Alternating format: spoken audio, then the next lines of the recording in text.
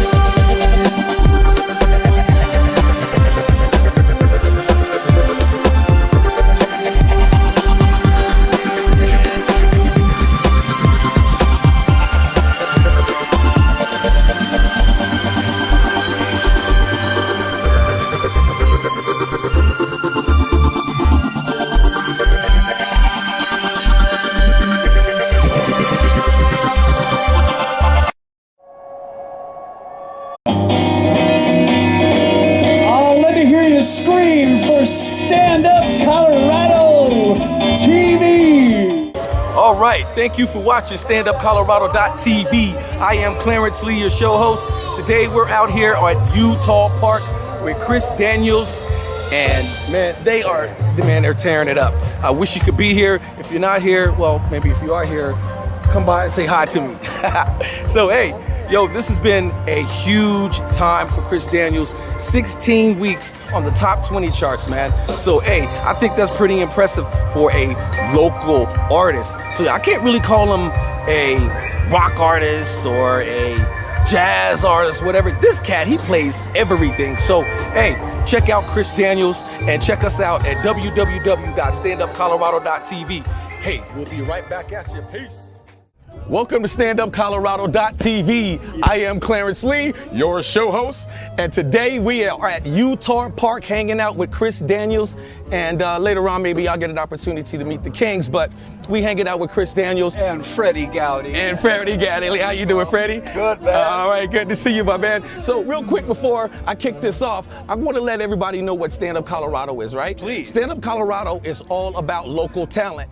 So if you are a guitar player, if you write poetry, if you're a skateboarder, if you flip off the back of your mom's house into a pool, hey, I want to know about that too. So without further ado, what we want to talk about now is, Chris, you just came back recently off of a European tour, right? Yeah, Freddie and I went over to Yeah. Europe. Did you have fun? I had a great time. And you know what? I want to go back. If I had a bus ticket to get back there right now, I would go back right now. That's how much fun I had. It was No plane, but a bus. Yeah. Man, it was great. We had blues festivals that we did, and really just great shows and great people, and radio stations and the whole thing. And the record's getting like we've been on the national blues charts for 16 weeks straight. Man, I heard about this. Is that the same song that I've been seeing on the video with Yeah, the Funky animation? Devote. Man, Yeah, that is a much props on that, you guys. I love it. I love it. I love it. I love it. I love it. I love it. Oh, you wrote that? Oh, yeah. Hey, man, that is an awesome song, man. So it's I've noticed it's just the hits are just be going up and up and up and up and up and up and up. Cool. So how many different countries did y'all travel to? Where did y'all go, man? We just did 2 countries this time. But, Okay. over the years, we've been everywhere from Rome to Denmark. I mean, just all across Europe. We've been invited to Japan, but we didn't get there or wanted to do it. We were invited, and then 9/11 happened, a lot of things, so we couldn't travel. Yeah. And we've been invited to South America, and we haven't done that. Just cost too much damn money. Yeah, exactly. So, you know, mortgage your house, so let's go to South Africa. So let's go play in South America and lose a lot of money. What a good idea. What about Chris? Chris has been there so many different times. He's well known over there. So his name is big over there. So I'm just along for the ride, my friend. Oh, man. I'm having a great That's a good coattail to be on. Yeah, no, man. No coattail, man. You knocked it dead. That's cool, man. You knocked it Hey, dead. For the first time being there, man, I had a great time. how did y'all meet? How did y'all first meet? We met in Boulder, Colorado. Hey, we met when ago. in 1970. We were together there in the olden times. I remember. I believe Fred was dressed in a gold lame suit. I was in all corduroy and long hair. And I had hair then, back in the day. We met Boulder back in the day. I had true, hair man. then. True story. Yeah, I see we got the same barber, Yeah. you know, it's just... So Fred had hair. He was playing this great funk band called Freddie Henchy and the Soul Setters. All right. And I always had this band called Magic Music, which was like, Crosby, Stills, and Nash with a flute. It was Crosby, Stills, and Tull is what it was. So we were playing, and we would open for them, and all of our people would sit out there and get blues stallions. Oh, bliss, baby. And then Freddie would take the stage, and the whole audience get the soul shakes. It's We great. brought raw funk. We were the first funk band to come to Colorado. Come to Colorado. R&B. Yeah. We brought it, man. Every night we brought it. The 2 of us up front, and international guys in the back. Different races in the back, and we started the whole funk scene in Colorado.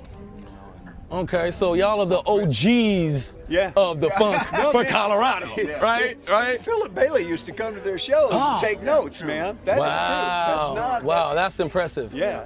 That's impressive, man. Yeah, so you guys are, man, your name is well respected around Colorado. I pay a lot of people for that. Man, do you really? You know what I'm saying? Hey, so, hey, put me on the payroll, dog. Put me on the payroll, dog. I want to see that. I want a little piece of that skin, too.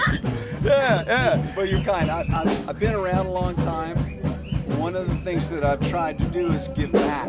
Mm-hmm. And that's important. And so what I've tried to do is, I worked for Swallow Hill for a lot of years, which is an organization that teaches.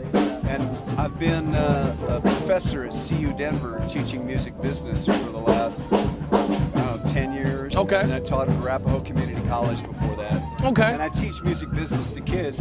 Man, you do a lot, man. I like to always tell people that, what are you doing in this world? Are you doing something just to exist, or are you doing something to create a legacy? Yeah. Something that is going to make a difference in our community. Yeah. And that's one of the things that wanted me to start Stand Up Colorado is, come on, man, stand up for what it is you believe in. Stand up for other people that can't stand up for themselves. Yeah. Encourage other people, man. Come on, let's move forward. Let's do something, man. So I really appreciate that. To speak louder.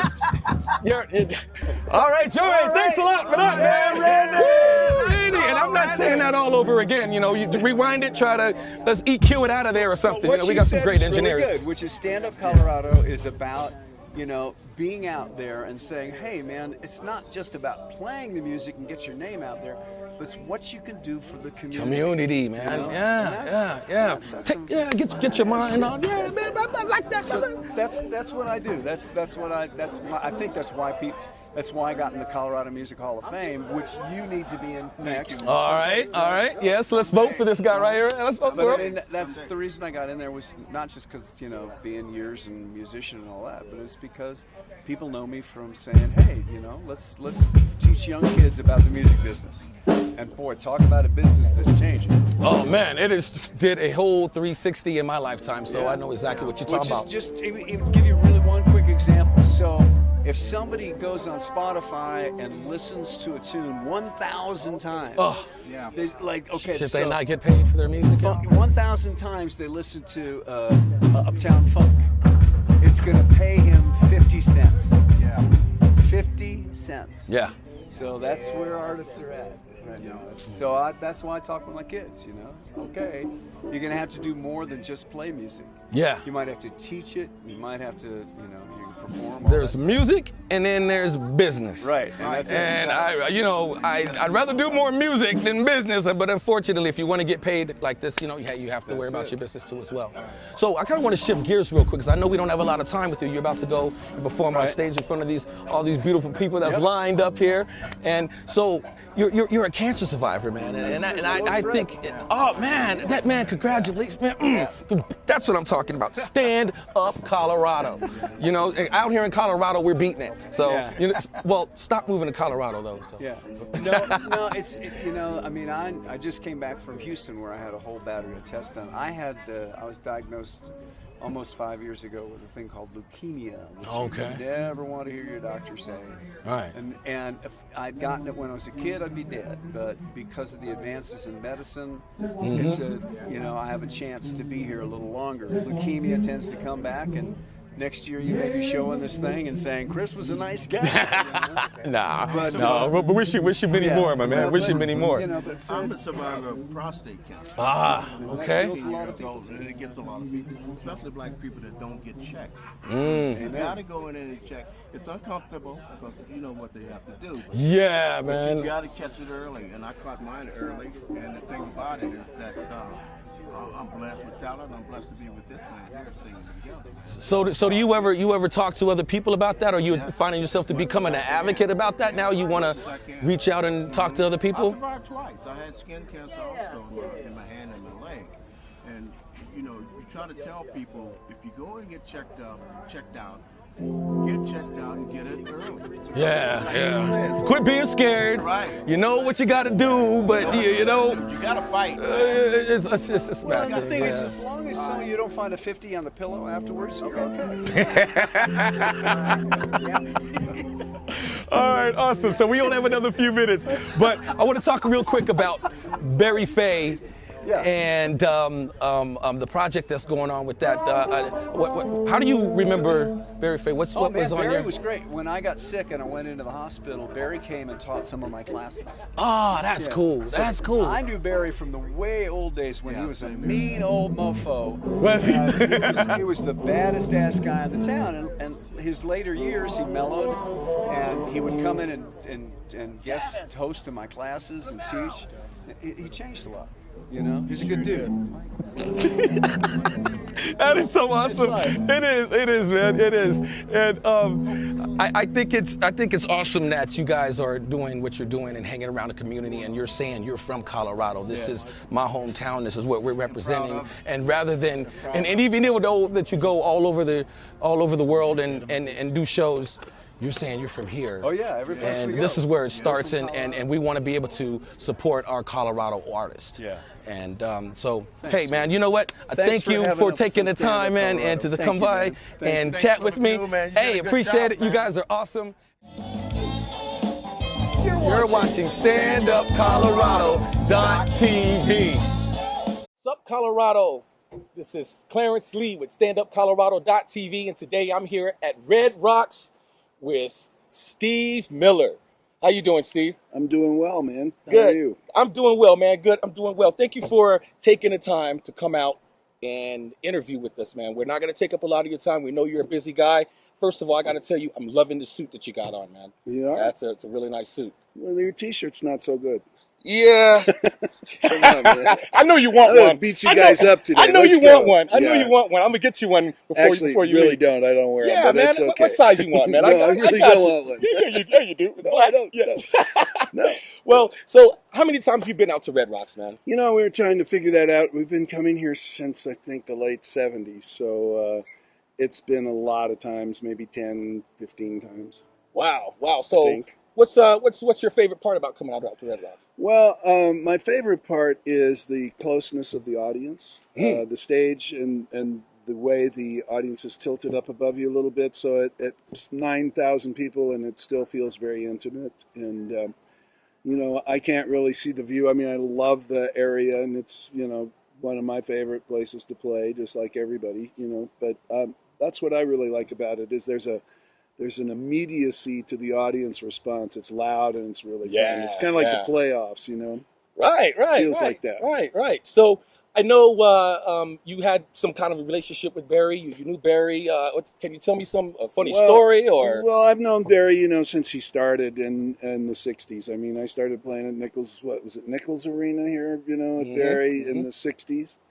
And, you know, I watched him start off as just a kid trying to put together shows. We were doing the same thing. We were sort of like coming out of San Francisco, and Denver was one of the places we were like bringing the San Francisco culture to Denver, and Barry was the guy here, the local guy who did the work. And you know, I watched him go from very small concerts to football stadiums. You know, we did you know, Mile High Stadium. We played, I think we played every venue there is here, and most of them we played with Barry. And he was a kind of a knucklehead, but he was a good promoter.